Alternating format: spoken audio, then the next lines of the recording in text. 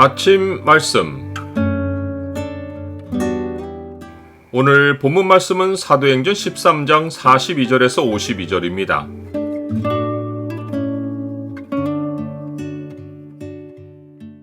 때를 얻든지 못 얻든지 주의 말씀을 전하라. 오늘 본문을 소망의 창으로 보면 하나님의 주권이 어떻게 역사하는지가 보입니다. 소망의 창을 보여주는 구절은 13장 48절입니다.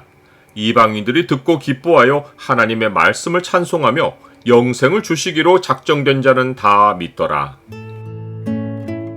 바울이 회당에서 말하기를 마치고 나갈 때 사람들이 바울과 바나바에게 다음 안식일에도 이 말씀을 전해달라고 요청했습니다.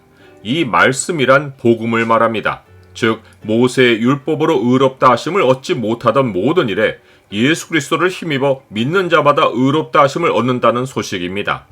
회당의 사람들은 지금까지 유대주의가 전하는 전통과 많은 규례를 듣고 그것으로 의를 얻기를 힘썼습니다. 그런데 바울이 전하는 말씀은 성경 말씀 자체였고 그 성경 말씀이 예언한 분이 모든 말씀을 성취하여 믿는 자마다 의롭다 하심을 얻는 길이 열렸다는 소식이었습니다. 유대인과 유대교에 입교한 경건한 사람들은 이 복음의 말씀을 더 알고 싶은 마음에 많은 사람이 회당의 모임이 끝난 후에 바울과 바나바를 따랐고 두 사도는 그들과 더불어 대화를 이어갔습니다. 바울과 바나바는 이들의 요청대로 다음 안식일에도 회당에 올 것을 약속하고는 항상 하나님의 은혜 가운데 있으라고 권하고 그 자리를 떠났습니다. 그 다음 안식일에는 온 시민이 거의 다 하나님의 말씀을 듣고자 하여 모였습니다. 이 성읍은 대다수가 이방인들이기에 이 무리는 거의 다 하나님의 말씀을 처음 접하는 자들이었습니다. 이들이 말씀에 관심을 기울인 것은 바울이 처음부터 하나님의 말씀으로 예수 그리스도를 전파했기 때문입니다. 이것이 선교는 사람이 하는 것이 아니라 하나님의 말씀이 하신다는 확실한 증거입니다.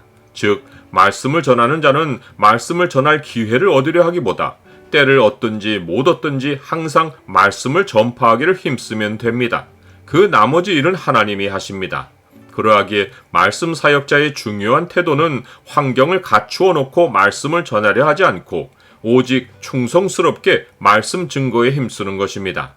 바울은 이러한 태도의 중요성을 디모데에게 강조하며 성부와 성자 앞에서 이러한 태도를 엄히 명령했습니다.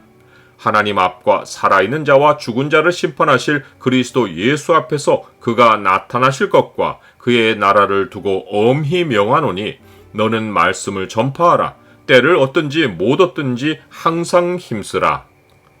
그런데 수많은 이방인 무리가 모여 바울이 전하는 말을 듣는 것을 보고 유대인들이 시기가 가득하여 바울이 말한 것을 반박하고 비방했습니다.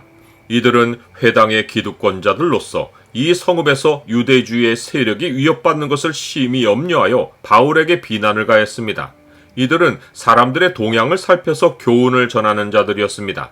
이들이 보니 바울이 유대주의의 세력을 위협하는 말을 해서 사람들을 복음으로 미혹하여 무리를 자기들에게서 빼앗고 있었습니다. 이들의 반발은 자기들의 이득이 위협받는 상황에서 필사적으로 표출되었습니다. 바울과 바나바는 이들에게 담대히 말하며 하나님의 말씀을 마땅히 먼저 너희에게 전할 것이로되 너희가 그것을 버리고 영생을 얻기에 합당하지 않은 자로 자처하기로 우리가 이방인에게로 향하노라 라고 말했습니다. 그러면서 이방인에게로 가는 것도 말씀이 선포한 명령이라고 확인해 주었습니다.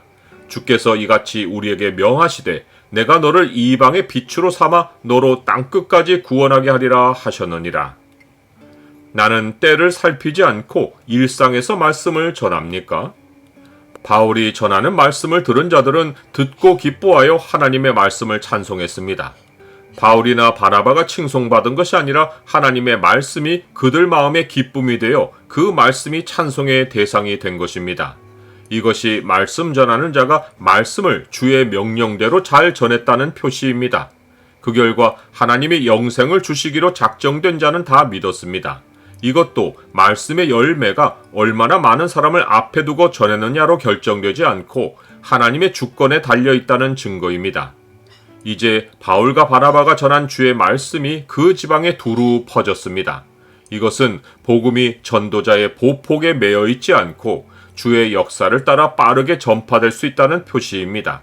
그런데 이번에는 바울과 바나바가 무리의 환영을 얻은 것이 아니라 유대인들이 경건한 귀부인들과 그 신의 유력자들을 선동하여 그들을 박해하게 하고 그 지역에서 쫓아냈습니다. 이에 두 사람은 핍박자들을 향해 발에 티끌을 떨어버리고 다른 곳으로 갔고 남은 제자들은 기쁨과 성령이 충만했습니다. 그들이 발에 티끌을 떨어버린 것은 전도자의 사명이 말씀을 전하는 데까지이고 심판은 하나님이 하신다는 메시지를 남긴 것입니다. 그런데 이들은 떠났지만 복음은 그곳에 남아서 제자들을 기쁘게 하고 성령으로 충만하게 했습니다. 복음은 사람에게 매이지 않고 온 땅을 달리어 땅끝에 이를 것입니다. 그리고 이를 통해서 인자가 다시 오실 길이 예비될 것입니다. 그의 명령을 땅에 보내시니 그의 말씀이 속히 달리는도다.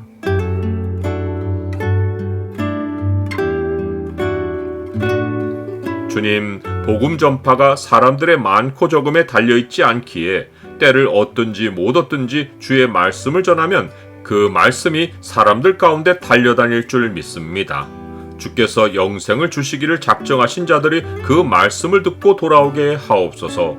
예수 그리스도의 이름으로 기도드립니다. 아멘.